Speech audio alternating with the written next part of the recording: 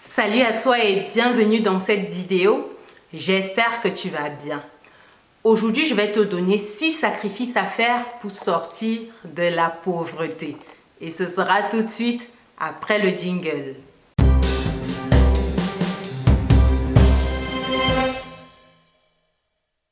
Bienvenue de nouveau sur Business et Réussite, la chaîne dédiée à l'entrepreneuriat et l'investissement, également et surtout la chaîne qui te permet de muscler ton compte bancaire et ton mindset.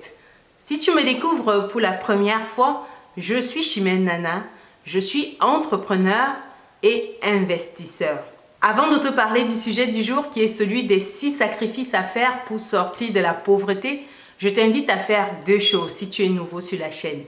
La première, abonne-toi et active la petite cloche des notifications pour ne pas louper les prochaines vidéos qui paraîtront sur la chaîne.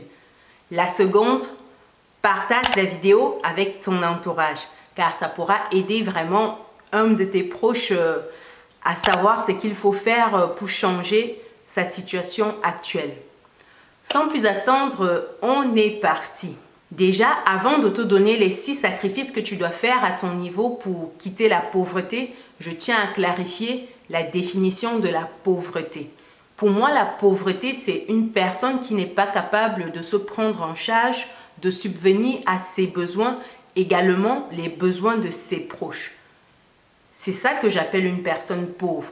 Une personne qui vraiment n'a pas une gestion de finances, qui ne se projette pas, qui n'établit pas un plan stratégique pour ses finances dans l'objectif de léguer quelque chose à ses proches, dans l'objectif d'avoir un certain impact, que ce soit dans sa vie ou autour de lui ou dans sa communauté. C'est cela que j'appelle une personne pauvre. Après avoir clarifié la définition de la pauvreté, le premier sacrifice que tu dois faire, c'est d'arrêter de compter sur les aides de l'État.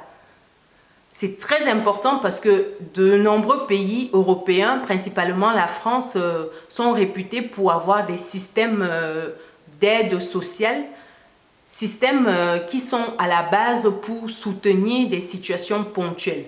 Or, de nombreuses personnes ont fait de ces situations ponctuelles des situations permanentes. Ils vivent uniquement sur la base de ces aides-là. C'est une situation qui ne te permet pas en fait de déployer ton plein potentiel.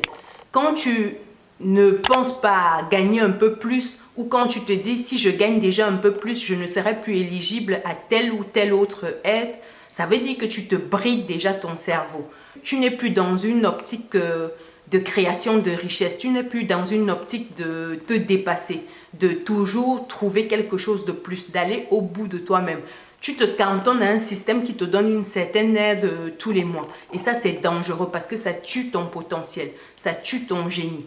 Donc, des pays comme la France qui ont tout un système d'aide élaboré, on a l'aide au logement, on a l'aide pour des personnes qui ont plusieurs enfants, on a le minimum social pour des personnes qui ne travaillent pas, on a plein d'aides en France. Et c'est toutes ces aides-là qui ne contribuent pas en fait à sortir des gens de la pauvreté parce que les gens se cantonnent à ça et c'est vraiment dommage. Pour te donner un exemple à quel point ces aides sociales tuent le génie de certains, c'est que j'ai échangé il y a peu avec une personne qui vit dans un logement HLM.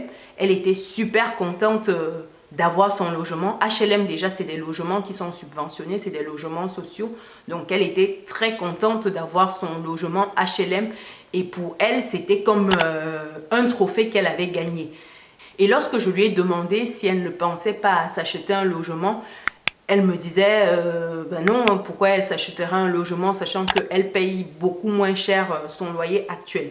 Je lui ai dit, mais oui, tu payes ton loyer moins cher, mais sauf qu'au bout de 5, 10 ans, 20 ans, le logement ne sera jamais à toi. Et pourtant, si tu t'achètes un logement, tu as plein de systèmes qui sont mis en place. J'en ai parlé déjà dans une précédente vidéo. Je vais remettre le lien dans le descriptif. Donc, il y a plein de systèmes qui sont mis en place qui te permettront en fait d'acheter sereinement et d'avoir des mensualités de prêt faibles. Et ça te permettra au bout d'un certain nombre d'années d'être propriétaire. Or, aujourd'hui, tu ne le seras jamais avec ton HLM. et elle de me dire non, mais je préfère avoir ça, c'est beaucoup moins cher, etc., etc. Bref, un exemple type d'une personne qui, à cause d'une aide sociale, se retrouve bridée dans son esprit. Ça, c'est vraiment à proscrire, à arrêter. Le deuxième sacrifice que tu dois faire pour sortir de la pauvreté, c'est de changer tes habitudes quotidiennes. Qu'est-ce que je mets dans les habitudes quotidiennes? Les habitudes quotidiennes, c'est l'ensemble de ce que tu fais qui te donne des résultats que tu as aujourd'hui. La personne que tu es aujourd'hui est le fruit de toutes tes petites habitudes que tu as adoptées dans le passé. Donc, si tu veux obtenir des résultats différents, tu dois devenir une personne différente. Et pour devenir une personne différente, tu dois avoir des habitudes nouvelles, des habitudes qui sont différentes de celles que tu avais dans le passé. Par exemple, quand tu reviens après une journée de travail, au lieu de te mettre devant ta télévision pour regarder une série, pour regarder un programme que tu aimes bien, tu pourrais, comme nouvelle habitude, prendre un bouquin, lire même 1 ou 2 pages. Tu pourrais regarder une vidéo motivante, boostante, comme celle-ci par exemple. Tu pourrais faire plein de choses dans ce style-là. Des choses qui te permettent de grandir. Des choses qui te permettent d'apprendre quelque chose de nouveau. Car pour devenir une nouvelle personne, il te faut avoir de nouveaux éléments. Tu ne peux pas garder le même programme dans ton esprit et espérer avoir des résultats différents. Si tu fais la même chose tous les jours, tu ne peux pas avoir des résultats différents. Ça, c'est la folie, comme disait Einstein, de penser ainsi. Donc, le deuxième sacrifice que tu dois faire, c'est de changer tes petites habitudes du quotidien. Si tu avais l'habitude de te lever à 8 heures du matin, parce que ton boulot commence à 9 heures et tu te retrouves très juste, peut-être que tu peux commencer à te lever une demi-heure plus tôt, histoire de commencer sereinement ta journée, avoir le temps de méditer, si c'est quelque chose que tu souhaites intégrer, avoir le temps de faire du sport, de s'opposer, bref, avoir le temps de faire une activité qui te permet de commencer sereinement ta journée, de te fixer des objectifs et être plus calme lorsque tu commences ta journée. Ça, c'est comme cela qu'on devient productif. Et c'est comme ça qu'au fil des jours, tu auras de nouvelles habitudes qui prendront la place de tes anciennes habitudes. Et tu pourras ainsi devenir une nouvelle personne. Le troisième sacrifice que tu dois faire si tu veux quitter la pauvreté, c'est d'arrêter les sorties. Je vois déjà les commentaires arriver d'ici. Ah non, je ne peux pas arrêter les sorties. Il faut se faire plaisir de temps en temps. Il faut ci, il faut ça. À un moment dans la vie, il faut faire des choix. Il faut faire des sacrifices. Et arrêter les sorties, c'est un gros sacrifice, mais un sacrifice pour ton bien-être futur. Tu ne peux pas vouloir les résultats de Ronaldo et ne pas vouloir passer les heures de salle de sport de Ronaldo. C'est juste pas possible. Et ici, tu ne peux pas vouloir quitter la pauvreté et passer le temps à dépenser ton argent dans des fêtes inutiles pour moi. Tu ne peux pas passer ta vie dans les boîtes de nuit, dans les fêtes, dans les pubs, au cinéma et tout ce que tu veux. À un moment, il faut que tu sois focalisé sur ton objectif. Et quand tu es à l'extérieur en train de fêter et tout ce qui va bien avec, c'est de l'argent que tu dépenses. Et cet argent pourrait servir justement à te financer un projet, à investir, à acheter une formation, à acheter un nouveau livre, à prendre une séance de coaching, à te faire accompagner pour passer une autre étape dans ta vie. Cet argent que tu dépenses là, ça peut te servir à autre chose. Donc, utilise bien ton argent. Et pour que tu ne le dépenses pas inutilement, le meilleur moyen, c'est de rester chez toi. C'est difficile à entendre, hein? Mais oui, je te confirme, reste chez toi. Et en restant chez toi, tu verras que ton compte en banque descend beaucoup moins vite que d'habitude. Tu ne peux pas te permettre aujourd'hui de fêter comme si tu étais déjà quelqu'un qui était libre financièrement. Non. La fête, c'est lorsqu'on a accompli des choses, lorsqu'on arrive à un stade où on veut On veut célébrer des réalisations. Je ne sais pas ce que tu vas célébrer en boîte de nuit tous les week-ends. À un moment, il faut qu'on se dise les vérités. Reste chez toi et tu verras la différence au niveau de ton compte bancaire. Le troisième sacrifice que tu dois faire si tu veux quitter la pauvreté, c'est d'arrêter avec les excuses. On est dans une communauté où on a des champions des excuses. Il suffit de demander à une personne pourquoi elle en est toujours au même stade aujourd'hui après X nombre d'années. La personne va te dire que c'est la faute de sa famille parce qu'elle aide beaucoup sa famille. Elle se retrouve à subvenir aux besoins de toute sa famille. Elle va te dire que c'est la faute de ses grossesses si elle a pris beaucoup de poids et qu'aujourd'hui, elle n'arrive plus à perdre ce poids-là. Elle va te dire que c'est la faute de son patron si elle est stressée au boulot parce que son patron est toujours sur son dos. Elle va te dire que c'est la faute de X.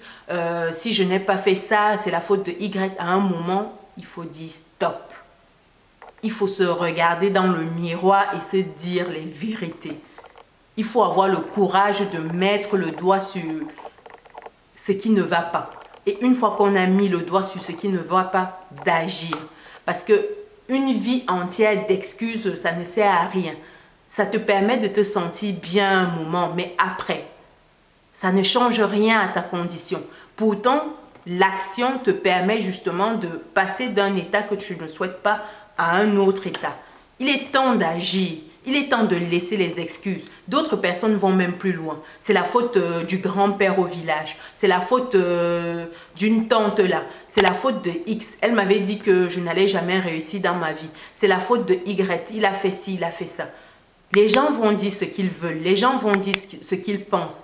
Mais ce sera à toi le dernier mot. Ce sera à toi de décider si c'est vrai pour toi. Ce que les gens disent n'ont d'impact que si tu l'intègres dans ta vie. Si tu décides de te mettre au-dessus, de faire passer tout ça au-dessus de toi, tu ne seras plus jamais assujetti à ce regard des autres là. Donc je t'invite vivement à arrêter avec les excuses. Ça ne te mène nulle part. Le quatrième sacrifice que tu dois faire si tu veux quitter la pauvreté, c'est de faire le tri dans ton entourage. Ça, ce sera encore un gros débat. Il faut que tu fasses un tri dans ton entourage. Il faudrait que tu sois accompagné, que tu sois entouré des personnes qui te motivent, des personnes qui te boostent, des personnes qui te permettent au quotidien d'être la meilleure version de toi-même. Si tu es entouré que de personnes qui te proposent tout le temps d'aller faire la fête, de sortir, d'aller faire X, d'aller faire Y, de voyager, c'est qu'il y a un problème. Quand ton téléphone sonne et que tu vois le numéro de Paul par exemple, tu te dis déjà que il y a quelle fête ce soir ou il y a quelle fête ce week-end. C'est un problème. C'est un problème ça. Tu ne peux pas être entouré de personnes qui tous les jours ne font que parler des autres. Des personnes qui, lorsque tu les as au téléphone ou quand tu es avec elles, le sujet principal c'est toujours les autres. C'est tel a fait ça, tel a fait ci, tel va faire ça. Mais qu'est-ce que ça t'apporte? Rien du tout. Tu n'as pas besoin d'une telle personne dans ta vie. Sincèrement, à un moment, même des amis de longue date, des amis d'enfance, c'est pas parce qu'on est amis depuis X nombre d'années que quand on n'est plus aligné, on n'est plus en phase en termes de projet, en termes de rêve, en termes de direction, il ne faut pas couper court. Couper court, ça ne veut pas dire qu'on efface toutes ces années-là. Non. On se sépare, on prend ses distances, le respect reste. On considère toujours la personne telle qu'elle est sans vouloir la changer, mais on se préserve parce qu'on veut mieux. Et pour ce mieux-là, il faut être capable de définir déjà ce qu'on entend par mieux. Et je t'invite aujourd'hui à faire un point au niveau de tes amis, les personnes que tu fréquentes régulièrement. Il faudrait que tu fasses une liste et que tu te dises comment je me sens avec telle personne. Quels sont mes sujets de conversation? Qu'est-ce qui nous réunit régulièrement? Est-ce que c'est la fête? Est-ce que ce sont des voyages? Est-ce que c'est du shopping? Est-ce que? Tu dois te demander qu'est-ce que vous faites ensemble? Si ce n'est pas quelque chose qui t'apporte un plus, qui est productif, qui est dans ta stratégie de développement, il faudrait que tu prennes tes distances, tout simplement. C'est dur, hein? Mais c'est le prix à payer lorsqu'on veut atteindre des objectifs dans la vie. Il faut sacrifier certaines choses. Et malheureusement, c'est comme ça. Le 6e sacrifice que tu dois faire si tu souhaites quitter la pauvreté, c'est de gérer tes finances. Eh oui, on devait bien y arriver à la gestion des finances. C'est important que tu t'occupes de ton argent, que tu gères tes finances. Tu dois savoir exactement ce qui entre dans ta poche. Ça, c'est généralement facile à déterminer. Pour la plupart, c'est le salaire. Donc, tu sais le montant de ton salaire tous les mois. Également, tu dois savoir ce qui sort de ta poche. Ça, c'est le plus difficile parce que de nombreuses personnes ne tiennent pas un budget ou une liste de dépenses au quotidien. Non, de nombreuses personnes dépensent sans compter parce que pour elles, elles ont une carte bleue, elles ont un chéquier et plein d'autres gadgets dans ce style-là qui, malheureusement pour elles, sont des gadgets rattachés à des comptes bancaires. Donc, quand il n'y a plus d'argent dans le compte, qu'est-ce qui se passe? Je te laisse deviner. Quoi qu'il en soit, tu dois faire un point au niveau de tes dépenses, de savoir où est-ce que ton argent va et de savoir si c'est judicieux que ton argent continue d'y aller. Et si ce n'est pas le cas, tu dois ajuster. Ce n'est qu'ainsi que tu pourras avoir une bonne lecture de tes finances au quotidien et que tu pourras réajuster le tir. Si tu finis régulièrement tes mois dans le rouge, ça veut dire que tu as un gros problème de gestion de finances que tu dois solutionner. N'hésite pas à prendre contact avec moi si tu souhaites qu'on fasse un point au niveau de ta situation financière. Je peux t'accompagner lors d'une séance de coaching à faire un point et à te donner une stratégie qui sera adaptée à ta situation. Je vais mettre le lien dans le descriptif de la vidéo et mes coordonnées également. Donc voilà les 6 sacrifices que tu dois faire toi à ton niveau si tu souhaites passer de la pauvreté à la richesse. Je sais, ce ne sont pas des sacrifices qui sont faciles à faire, sachant que lorsqu'on a ces petites habitudes, c'est très difficile de quitter de sa zone de confort. Mais si tu veux arriver à cette situation d'indépendance financière, crois-moi, il est important, voire vital pour toi, de commencer à faire ces sacrifices-là pour toi également atteindre ta liberté financière. Dis-moi dans les commentaires lequel de ces sacrifices est le plus difficile pour toi, lequel tu as déjà fait dans ta vie. Dis-moi également dans les commentaires quels sont les autres sacrifices que tu penses qu'il faut faire pour quitter de la pauvreté à la richesse. J'espère que la vidéo t'a plu. Pense à lâcher ton pouce bleu en l'air. Également, abonne-toi et active la petite cloche de notification pour ne pas louper les prochaines vidéos. Et nous, on se dit à très bientôt dans une nouvelle vidéo. Ciao!